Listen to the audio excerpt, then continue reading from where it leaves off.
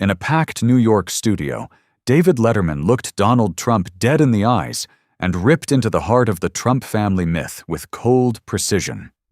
With sharp sarcasm and devastating calm, he tore apart the perfect first family image Trump had sold to the world for decades. Then came the hammer blow that left the audience gasping. Melania faked her pregnancy for 9 full months. Barron was not her biological son, and the entire story was a calculated lie designed to protect the Trump brand and hide the real bloodline.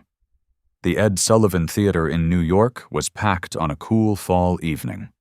The lights in the Ed Sullivan Theater dimmed just a bit as Donald Trump walked onto the stage. No smile, no wave to the crowd, no handshake. He dropped straight into the guest chair like he owned the place and stared right at David Letterman behind the desk. Before Letterman could even get a word out, Trump leaned forward and started swinging. "You know, David, you built your whole career on fake laughs and cheap ratings. You've been playing it safe for years, throwing softballs and calling it comedy. You don't have the guts for real confrontation." His voice was calm but sharp, each word hitting like a jab.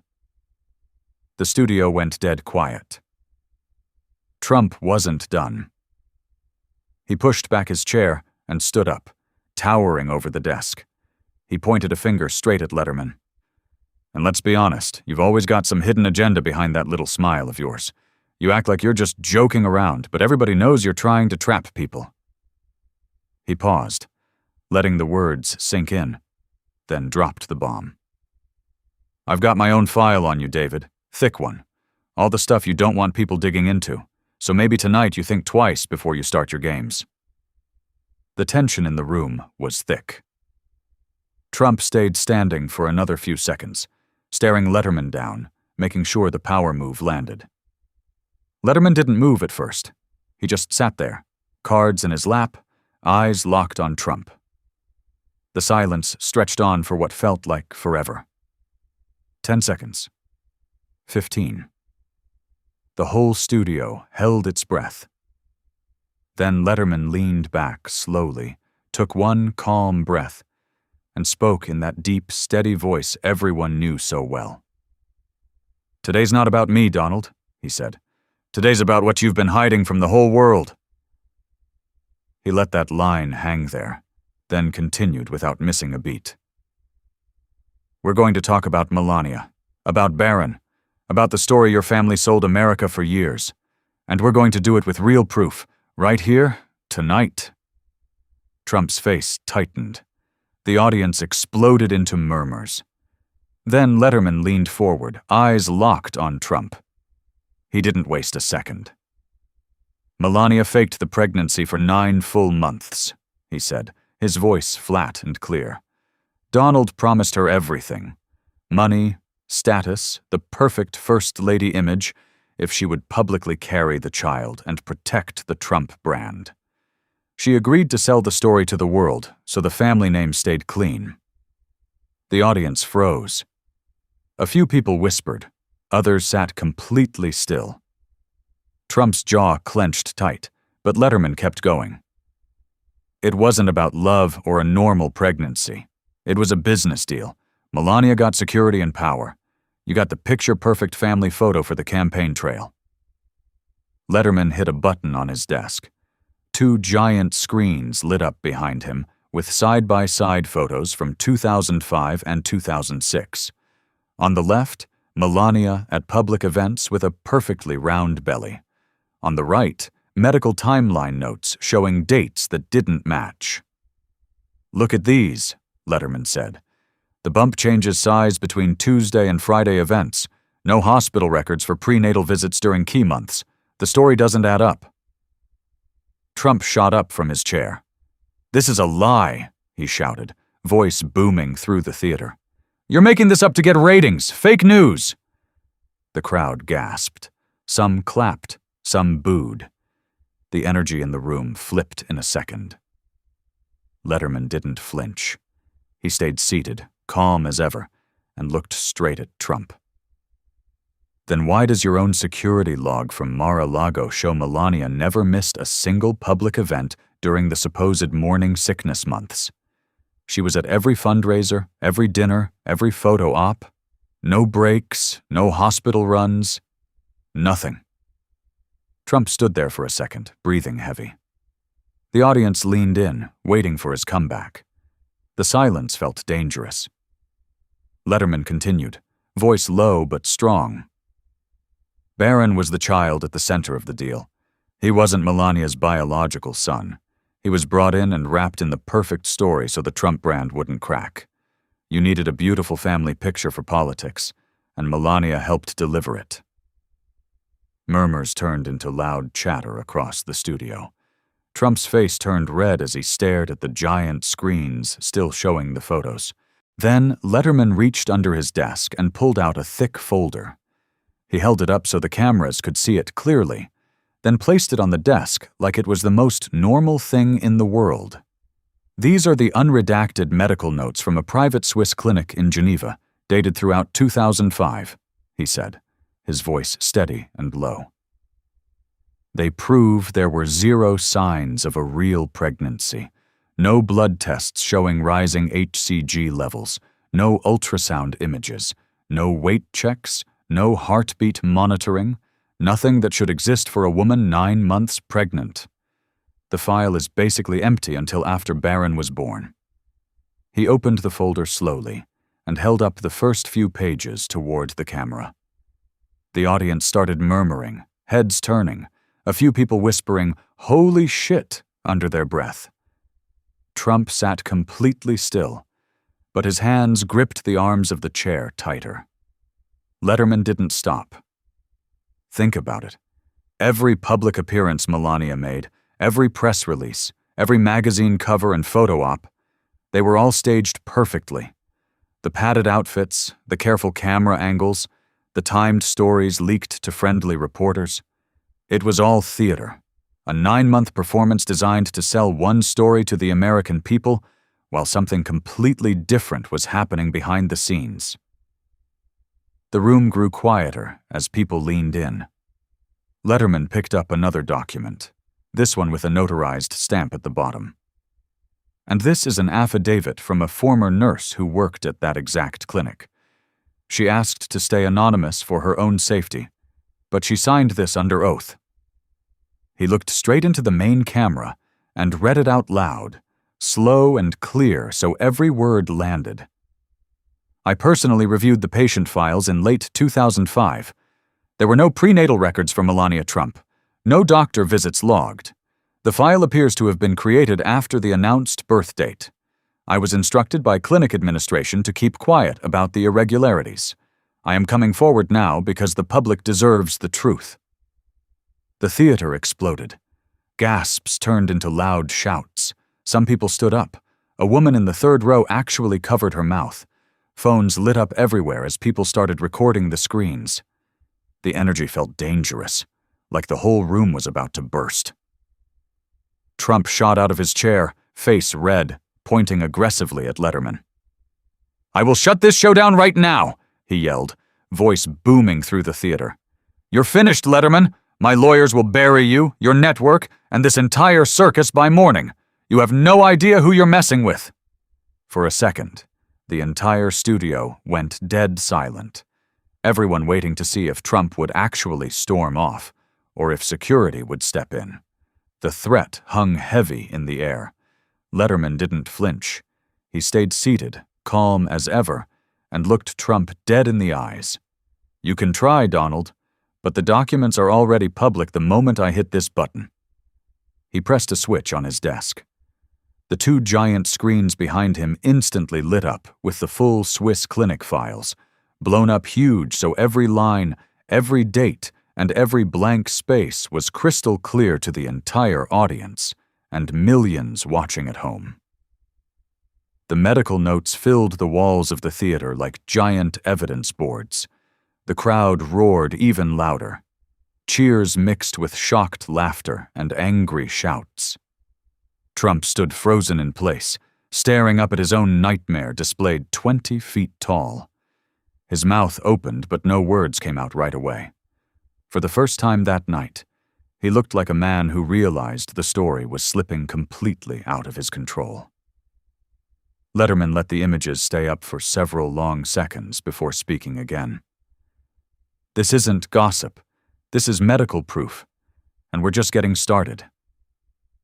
Then Letterman reached for the final folder on his desk. He lifted it slowly, holding it up so every camera in the theater could get a clear shot. The room was already buzzing from the Swiss clinic files, but everyone could tell something even bigger was coming. "I now have the full unredacted paternity test," Letterman said, his voice cutting through the tension like a knife. "This is from an independent lab. Sealed results, 99.9% certainty. Barron's biological link runs through Ivanka's line, not Melania." The words dropped like a bomb. The entire theater went dead silent for a long second, then exploded into chaos. Gasps, loud shouts, and nervous laughter filled the room. People in the audience turned to each other, some covering their mouths, others pulling out their phones immediately. A few women in the front row looked genuinely shocked, whispering to the people next to them. Letterman didn't pause. He kept his eyes on Trump and laid it all out. "Put the pieces together.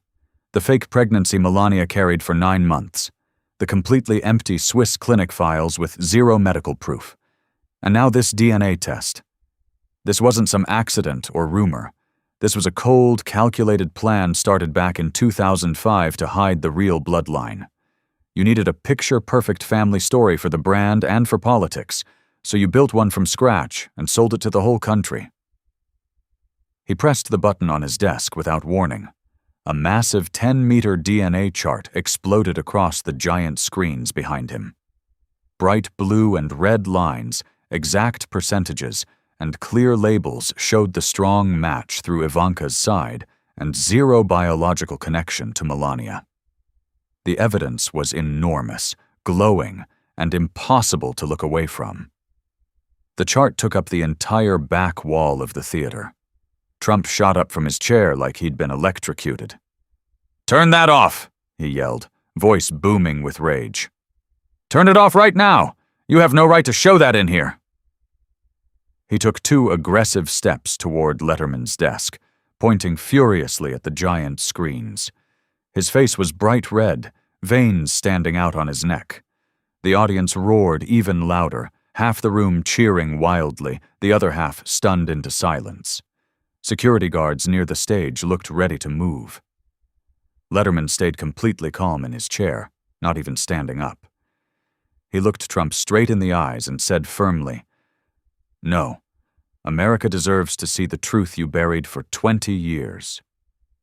The DNA chart stayed up, huge and bright, every line and number crystal clear to everyone in the theater and millions watching at home. Trump stood there breathing heavily, fists clenched tight at his sides. For a few long, dangerous seconds, it looked like he might actually lunge forward. The whole room held its breath, the tension so thick it was hard to breathe. Letterman continued, his tone lower but still strong and steady. "Barron has been caught between 2 worlds his entire life. A child who never asked for any of this. He didn't choose the deal. He didn't choose the fake pregnancy story. He didn't choose to be used as the perfect family prop to protect the Trump name and the political image you wanted so badly. He was just a kid wrapped up in all of it." Murmurs spread through the crowd again. A few people nodded slowly. Others looked sad, almost sorry for Barron. The giant DNA chart kept shining behind Letterman like a neon sign no one could ignore. The numbers and connections burned into everyone's minds. Trump slowly lowered himself back into his chair, but his eyes never left the screen. He looked shaken for the first time all night. The explosion had hit harder than anything before it. The perfect family picture wasn't just cracked anymore. It was completely shattered. The bloodline secret was out there in front of the whole country, raw and undeniable. The betrayal felt real, and the night had crossed another line with no way back. Letterman let the chart stay up a few more seconds, then spoke quietly into the heavy silence. This changes everything, and we're still not finished.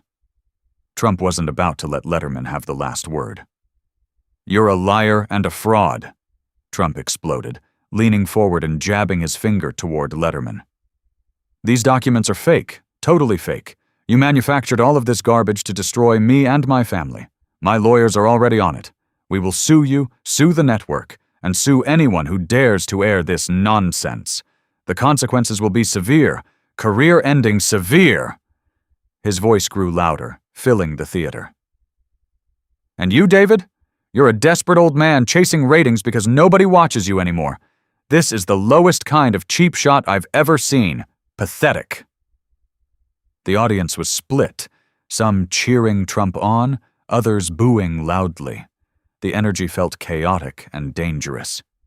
Right in the middle of Trump's rant, the giant screens behind Letterman suddenly flashed with a new document. A real-time legal notice popped up in big red letters. "Cease and desist. Immediate demand to stop broadcast. Trump Organization legal team." Trump stopped mid-sentence, staring at his own lawyer's threat now displayed for the entire country to see. Letterman picked up the moment instantly. He turned to the camera and read the notice out loud, loud and clear. "Cease and desist all false and defamatory claims immediately or face swift legal action including injunctions and damages. Signed by your top attorneys, Donald." The crowd went wild. Shouts and gasps echoed everywhere. Letterman looked straight at Trump and said calmly but firmly, "Threats don't erase DNA, Donald." Trump's mouth opened, but for once he had no quick comeback. His face turned deep red as he struggled to respond. Letterman didn't give him time to recover. He pressed another button on his desk. A short audio clip began playing through the theater speakers. Clear, authenticated, and time-stamped 2005. Trump's voice came through loud and unmistakable. "Ivanka, we handle this quietly. Melania agrees to the plan. We present Barron as hers. The brand stays perfect. No one ever knows the real story." The audio ended after 15 seconds, but the damage was total. Trump froze completely. His usual bluster vanished. For a full 30 seconds, the theater fell into the deadliest silence of the night. No one coughed. No one whispered. Even the audience seemed to stop breathing. Trump stared at Letterman with pure shock, his hands gripping the chair so tight his knuckles went white. He looked like a man watching his entire empire crack open in public. Letterman let the silence hang there before speaking again, his voice low and steady.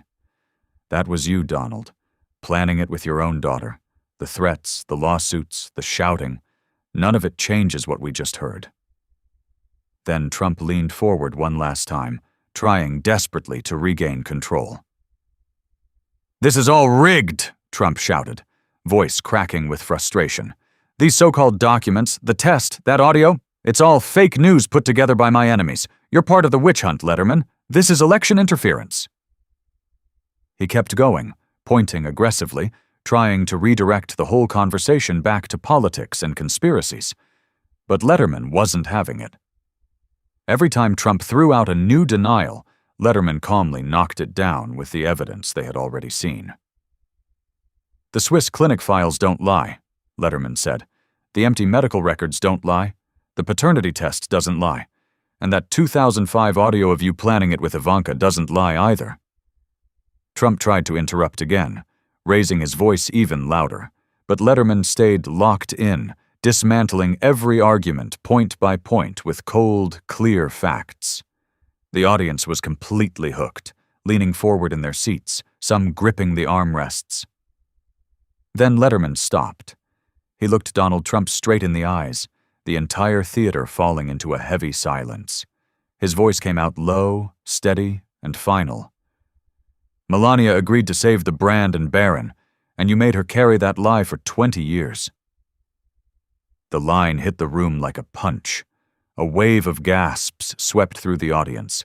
Several people stood up. Others put their hands over their mouths, eyes wide. Trump immediately tried to jump in, mouth open, ready to shout something back. But Letterman cut him off sharply, raising his hand and speaking over him with absolute authority. "The documents don't lie. The DNA doesn't lie, and tonight neither do I." The final words landed hard. Trump froze mid-motion, mouth still open, then slowly sank back into his chair. His usual confident smirk was gone. His face looked tired, stunned, almost defeated. For the first time all night, he had no comeback. The audience reaction was immediate and powerful. Some people gasped loudly. Others stood up and stayed standing. A few clapped, while many just sat there in shocked silence. The energy in the theater was electric. You could almost feel the air crackling. Letterman leaned back slightly, his expression calm but serious. He looked directly into the main camera and spoke in that deep, measured voice. "Truth still matters more than power. Tonight we showed that evidence beats spin and facts beat fear." He gave a small nod, then signaled to the control room. The giant screens slowly faded to black. The studio lights dimmed just a little. The whole room sat in stunned silence for several long seconds before erupting into a roar of applause, shouts, and nervous chatter. Trump remained seated, staring straight ahead with a changed look on his face. Part anger, part disbelief, and something else no one could quite name. The cameras caught it all. As the credits began to roll and the house lights came up, the audience kept buzzing. People were already on their phones, texting, recording, sharing what they had just witnessed. No one wanted to leave. The night had delivered something raw and unforgettable. One line, one night. And the carefully built story of the first family had been cracked wide open in front of the entire country. The unforgettable line had ended the interview, but the conversation it started was only beginning,